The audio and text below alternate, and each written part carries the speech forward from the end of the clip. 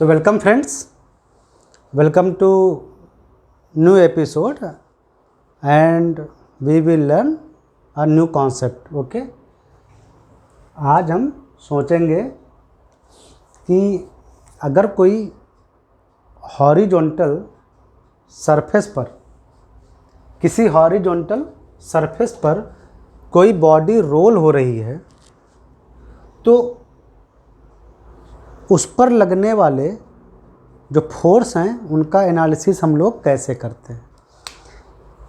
हाँ, तो उसके लिए ये समझ लो एक रोड है और रोड पर ये बाइक का एक पहिया है। हाँ, बाइक चल रही है, उसका हम एक पहिया लेते हैं, है ना, एक पहिया, एक व्हील, और इसकी रेडियस आर है और ये व्हील ऐसे रोटेट कर रहा है, तो हमने ऐसे इसको एक एरो बना दिया, ऐसे रोटेट कर रहा है अपने सेंटर ऑफ मास यानी जो एक्सेल लगा है उसके अराउंड। तो एक्सिस ऑफ रोटेशन ये हुई, ठीक है। अभी ये व्हील मान लो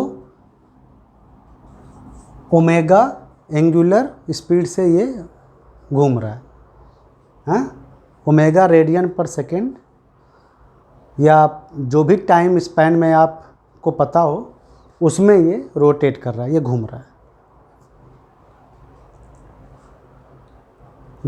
तो ये जो सेंटर है व्हील का, ये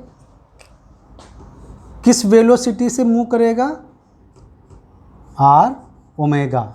इसके पहले वाले एपिसोड में हम जान चुके हैं, हमने मोशन की स्टडी की थी, ठीक है।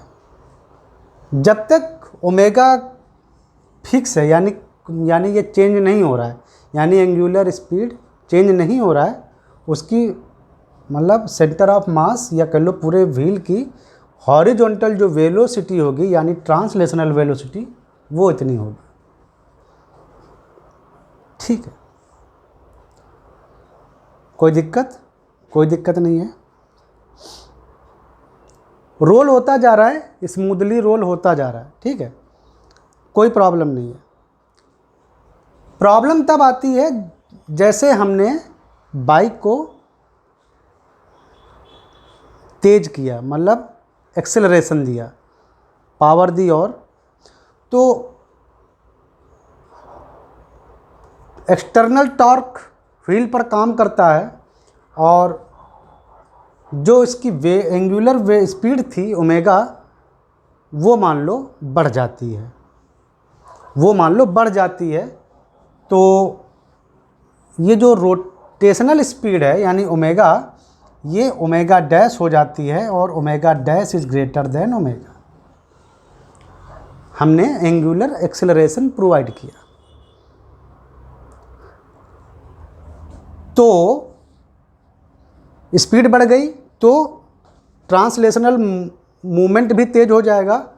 तो अब सेंटर ऑफ मास का एक्सेलरेशन आ जाएगा, तो वो कितना हो जाएगा? dVcm/dt, और ये आ जाएगा are alpha, because d/dt is alpha means angular acceleration. यानी अगर हम एक्सेलरेशन यानी एंगुलर एक्सेलरेशन प्रोवाइड कराते हैं पहिए पर, एक टॉर्क लगा के उसको एंगुलर एक्सेलरेशन अल्फा देते हैं, तो सेंटर या तो पहिए का जो सेंटर ऑफ मास होगा या कह लो पहिए की जो लीनियर वेलोसिटी होगी आगे की ओर, ट्रांसलेशनल वेलोसिटी, हाँ, उसमें एक्सेलरेशन आ जाएगा, यानी वो पहिया तेज मूवमेंट करेगा, सिंपल है। बट होता क्या है, देखो, जब हम इसको और एक्सेलरेट करते हैं, ओमेगा डैश एंगुलर स्पीड हो जाती है जो कि इनिशियल ओमेगा से ज़्यादा है, यानी एंगुलर स्पीड से ज़्यादा है। तो जब इसको इधर ज़्यादा तेज़ी से ये रोटेट होगा, तो ये जो पहिया है ना, ये पहिया इस रोड पर स्लिप होने का चांस देगा।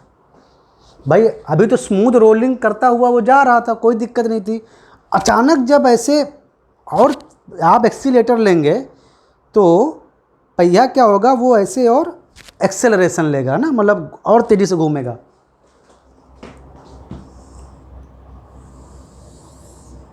ये पहिया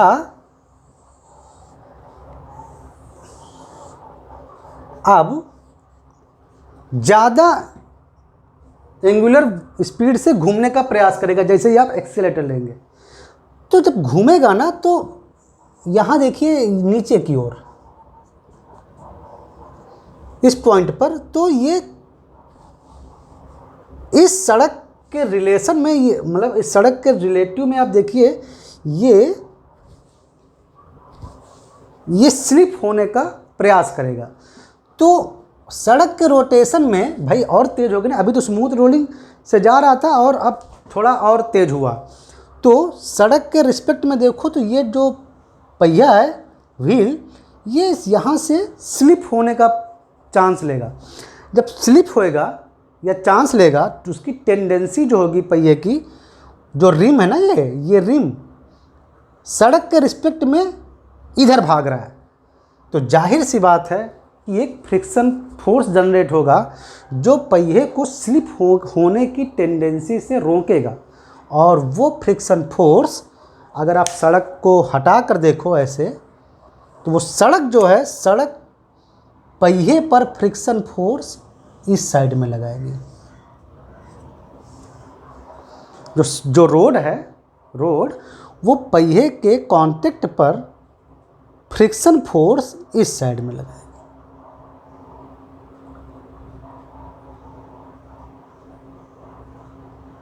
समझ में आया? FS means static friction force, tendency अगर होगी, ठीक है। और मान लो कि ये स्लिप होने लगा, मान लो ये स्लिप होने लगा, मोशन स्टार्ट है और स्लिप हो रहा है बार बार, तो एफएस की जगह पर आप काइनेटिक फ्रिक्शन एफके लिखोगे। ये सब आपको फ्रिक्शन वाले कॉन्सेप्ट में हम बता चुके हैं। और नई जो एंगुलर जो वेलोसिटी या स्पीड आएगी वो पुरानी वाली से ऐसे, पुरानी वाली ओमेगा से ज़्यादा होगी और वो ऐसे डिफाइन होगी, वो तो आपको पता है। अब सपोज करो कि हम एक्सीलेटर ना लेकर पहिए पर ब्रेक मारते हैं, पहिए पर मतलब गाड़ी बाइक पर ब्रेक मारते हैं, तो ब्रेक कहाँ लगेगा? पहिए पर लगेगा। ध्यान देना, पहिए पर जब ब्रेक मारेंगे तो ओमेगा क्या है? ओमेगा घटेगा भाई, एंगुलर वेलोसिटी अब घटेगी, वो ऐसे डिसाइड होगी। देखिए अभी वो घूम रहा है, अभी वो पहले कांस्टेंट ओमेगा से घूम रहा है। ये तो था एक्सेलरेशन वाला केस जिसमें हमारा एंगुलर एक्सेलरेशन पॉजिटिव है, मींस टॉर्क से हमारा व्हील और तेज हो रहा था।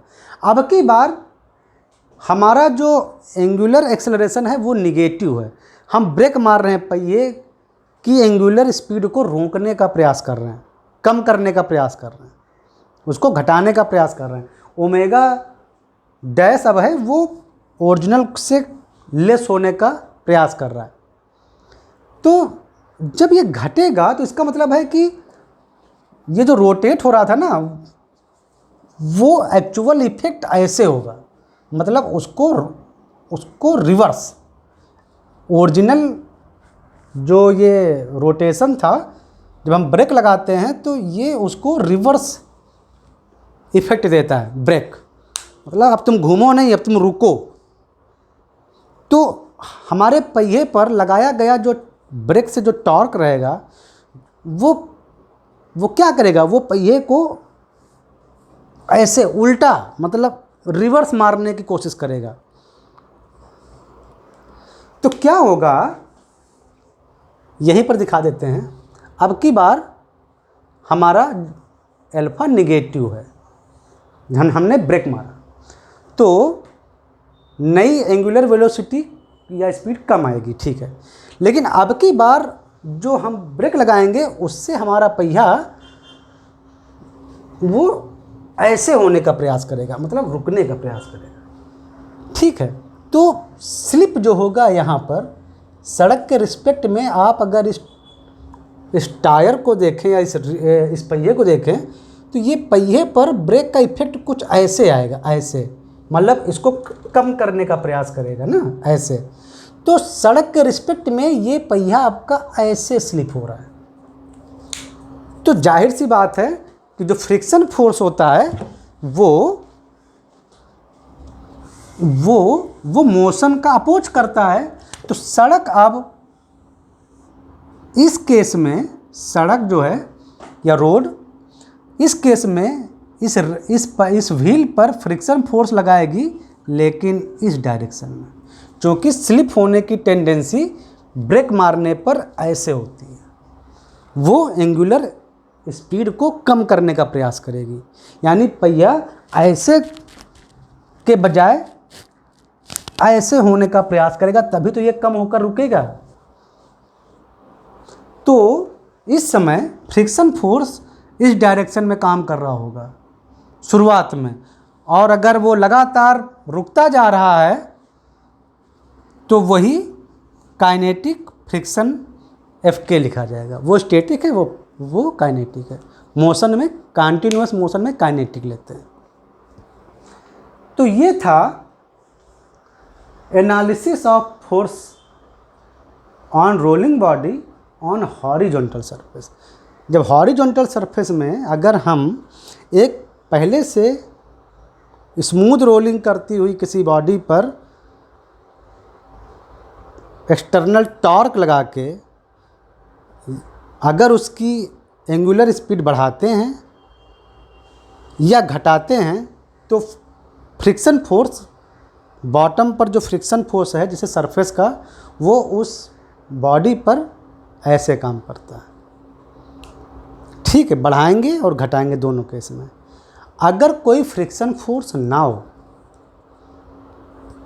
अरे कोई फ्रिक्शन फोर्स अगर नहीं होगा तो रोलिंग होगी नहीं, तो रोलिंग होगी ही नहीं। पहिया अपनी ही जगह पर ऐसे ऐसे नाचता रहेगा, रोलिंग नहीं होगी, सिर्फ रोटेशन होता रहेगा। मतलब पहिए का आगे की ओर मूवमेंट नहीं होगा, बस रोटेशन होता रहेगा। तो फ्रिक्शन बहुत ज़रूरी है रोलिंग कंटिन्यूटी के लिए, मतलब रोलिंग जारी रहे। अगर फ्रिक्शन ना होता तो कोई गाड़ी टायर वाली या व्हील वाली कोई गाड़ी चलती नहीं सड़क पर, वो बस अपनी जगह पर उसके पहिए नाचते रहते हैं, आप इंजन से कितना भी पावर दे लेते हैं। तो अगर आपको ये कॉन्सेप्ट समझ में आए हो तो आप चैनल को सब्सक्राइब कर सकते हैं और लाइक कीजिए अगर पसंद आए। हाँ, आई एम